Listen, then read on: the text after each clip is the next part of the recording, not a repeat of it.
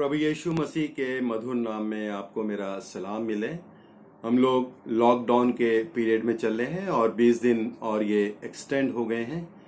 और हम लोगों की, इंसानों की ये फितरत है कि हम लोग वेट नहीं कर सकते। वेट करना हमें पसंद नहीं है, और ख़ास तौर से हमारी जो न्यू जनरेशन है वो तो बिल्कुल भी वेट नहीं कर सकती है। पिज़्ज़ा का ऑर्डर करते हैं, यदि 15 मिनट का समय होता है और 16वां मिनट हो जाता है तो बुरा हाल हो जाता है। और मैगी जो 2 मिनट में तैयार हो जाती है, हम चाहते हैं कि वो 1 मिनट में तैयार हो जाए। हम रेड लाइट पे खड़े होते हैं और चाहते हैं कि मोटरसाइकिल को फुटपाथ पर से टपा करके रेड लाइट को टाप ले। हम लोगों में पेशेंस की कमी है। बाइबल में एक कैरेक्टर को हम देखते हैं, जोसेफ, जिसके बारे में जेनेसिस 39 में हम पढ़ते हैं कि बचपन से ही उसके जीवन में बुरा हुआ, एक के बाद एक बुराई होती चली गई। उसके अपने भाइयों ने उसको बेच दिया, और जिस घर में पोतीबर के घर में वो पहुंचा, वहां पर भी उसके ऊपर पोतीबर की पत्नी ने एक इल्जाम लगाकर उसको कारावास में डलवा दिया। लेकिन वो परमेश्वर के डर और भय वाला व्यक्ति था, जवान था। और देखते हैं कि जब वो जेल में था तो वहां पे भी उसको प्रमोशन मिला। वहां पे उसकी मुलाकात 2 लोगों से होती है। एक जो है वो राजा को का पकाने वाला है, और दूसरा जो है वो राजा को पिलाने वाला है। एक कप बेरर की जिम्मेदारी बहुत अधिक होती है। कोई भी चीज जो राजा को दी जाती थी वो उसे टेस्ट करता था, कहीं उसमें पॉइजन तो नहीं है, और उनसे कुछ गलती हो जाती है, इसलिए वो कारावास में है।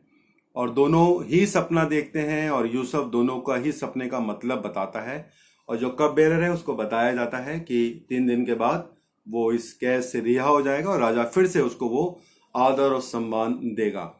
और ऐसा ही होता है।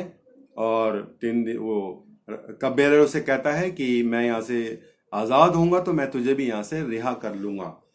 और हम देखते हैं कि ऐसे में हो सकता है कि हम होते तो शायद अपना सामान पैक करते कि सुबह तो हम यहाँ से चले जाएंगे, निकल जाएंगे। सुबह हो जाती है, शाम हो जाती है, अगला दिन हो जाता है, और वो वहीं कारावास में, जेल में रहता है। और बाइबल बताती है कि उत्पत्ति उसका 40 अध्याय और 23 पद में लिखा है कि वो कप बेरर जो था वो भूल गया, और 2 वर्ष के बाद उसको इस बात का ख्याल आया कि यूसुफ कारावास में है। 2 वर्ष वो लगातार कारावास में रहा, लॉकडाउन रहा, क्या करता रहा वो। अगर हम 2 वर्षों को दिनों में बदले तो हम देखते हैं 24 महीने। अगर इसको सप्ताह में बदले तो 104 वीक्स, और यदि इसको दिनों में बदले तो 790 दिन, और घंटों में यदि और बदले तो 17,500 घंटे। एक इतना लंबा, इट्स अ लॉन्ग टाइम, वो वेट करता रहा। हम उसके जीवन से 2 बातें सीख सकते हैं। पहली, पेशेंस, धैर्य था उसमें।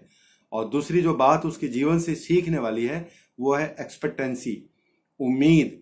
वो परमेश्वर से उम्मीद करता था कि परमेश्वर उसको यहाँ से निकालेगा। हम अपने जीवन में हम नहीं चाहते कि हमारे जीवन में कोई भी बुरा करे, लेकिन हम देखते हैं उसके जीवन में धैर्य भी था और उम्मीद भी थी।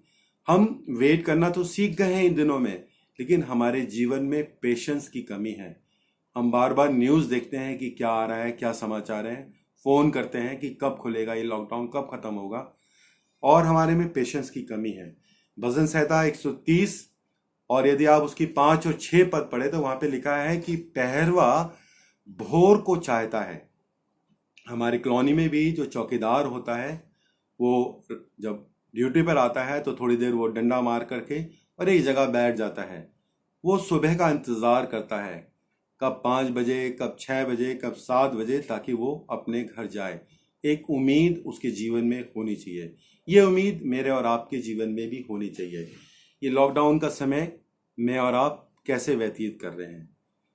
यूसुफ ने परमेश्वर के साथ अपने समय को बिताया। मैं और आप अपने समय को कैसे बिता रहे हैं?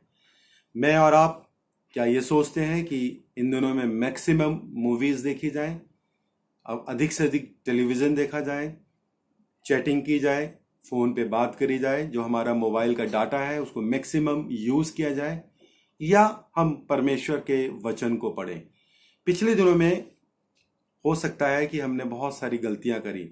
हम उम्मीद करते हैं कि जब लॉकडाउन से बाहर आएंगे, जब सारी स्थितियां ठीक होंगी, तो जो अभी हमने नहीं किया, हम बाइबल अभी अध्ययन नहीं कर पाए, लेकिन हम उम्मीद करें कि आने वाले दिनों में हम अच्छे से बाइबल को पढ़ें, हम प्रार्थनाएं करना सीखें, करें दूसरे लोगों के लिए, हम रीडिंग की हैबिट डालें।